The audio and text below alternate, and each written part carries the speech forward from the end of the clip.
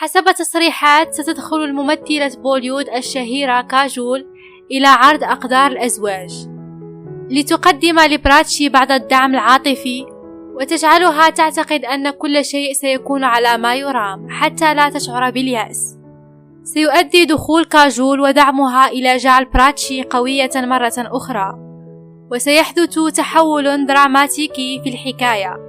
كان طاقم الممثلين وطاقم العمل في حالة من الرهبة منها. في الواقع قضوا وقتا ممتعا في التصوير.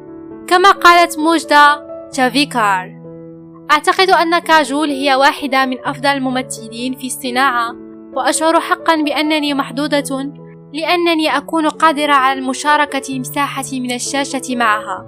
في الواقع كنت من أشد المعجبين بأعمالها، وعندما علمت أنها ستأتي لمجموعتنا لمشاهدة المشهد كنت متحمسة للغاية. كان العمل معها مذهلا حقا. أخبروني في التعاليق، هل تظنون أن كاجول كانت بحاجة للدخول إلى هذا المسلسل من أجل الترويج لفيلمها الجديد؟